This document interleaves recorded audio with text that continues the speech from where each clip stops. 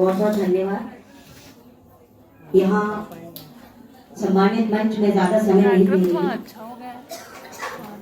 आज मैं एक सीधी बात बता रही हूँ। जब मैं प्रचार में निकलती थी, बहुत सारे घरों में मैं जाती थी कि आप भाजपा को वोट दीजिए, तो महिलाएं मुझसे कहती थी, भाभी आदमी घर से निकलने नहीं दे रहा है, उतनी कमाई नहीं हो रही है, कैसे करें, कुछ देखिएगा, वोट तो हम दे देंगे। ये सवाल बहन मुझे बहुत परेशान करता था और हमेशा मैं सदन से लेकर जहां जहां तक होता था इस सवाल के साथ घूमती रहती थी। आज इस मीटिंग में आकर मुझे ऐसा लगा कि शायद उस सवाल की कुछ मंजिलें, कुछ रास्ते नजर आ रहे हैं, और इसके लिए मैं मोदी जी को सबसे पहले यहां से धन्यवाद देना चाहती हूं कि स्वयं सहायता ग्रुप SSG का निर्माण जिस तरीके से उन्होंने भारत में किया है, भारत में ये नीति लाई है, उन्होंने इस बात को समझा कि भारत में अगर 100% जनता है तो 50% महिलाएं हैं, और वो महिलाएं अगर ऑफिस में चली गई तो भारत की जो पुरानी प्रणाली चली आ रही है, खाने की व्यवस्था, बुजुर्गों की व्यवस्था, हमारे त्योहारों की व्यवस्था, हमारे रीति रिवाजों की व्यवस्था, ये गड़बड़ा जाएगी।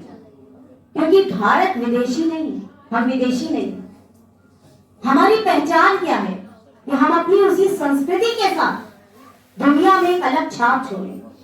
तो आज इस स्वयं सहायता ग्रुप में अभी जैसे मोनी वर्मा जी ने यहाँ बात रखी कि वो किस तरीके से कार्य करती हैं, मैं बहुत प्रभावित हुई। मैं उनसे स्वयं मिलूंगी भी, क्योंकि आप मुझे सहयोग दीजिएगा तो शायद मैं खुद भी 10 लोगों तक पहुंचा पाऊंगी। ये भी मंच आप ही लोगों ने मुझे दिया है, मुझे चुन करके। तो बहन, ये जो स्वयं सहायता ग्रुप है, आप जो भी इसमें मेंबर हैं, आप उसको बहुत अच्छे से कीजिए। ये ऐसी चीज है क्योंकि सरकार या कोई भी सरकार, दुनिया की कोई भी सरकार 100% रोजगार पैदा नहीं कर सकती। हम रोजगार पैदा करते हैं, हम अपनी जिंदगी का 70% हिस्सा किसी दूसरे को दे देते हैं। वो हमसे चाहे पानी पिलवाए और चाहे हमारी योग्यता का इस्तेमाल करें।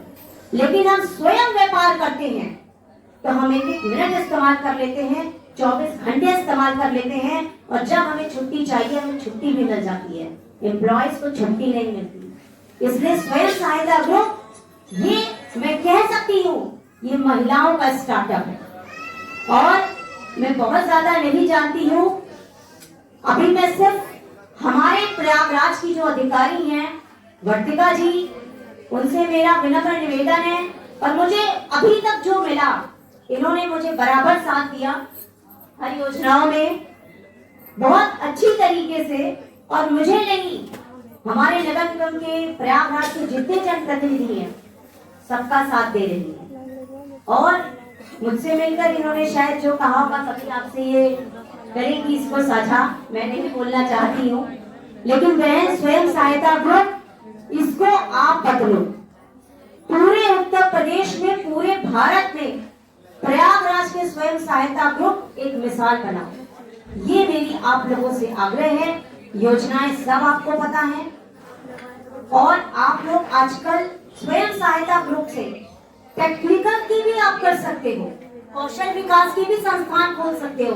ये नहीं केवल अचार, मिर्च, पापड़ आप बेच रहे हैं, आप सिलाई का खोल सकते हो, टेक्निकल खोल सकते हो।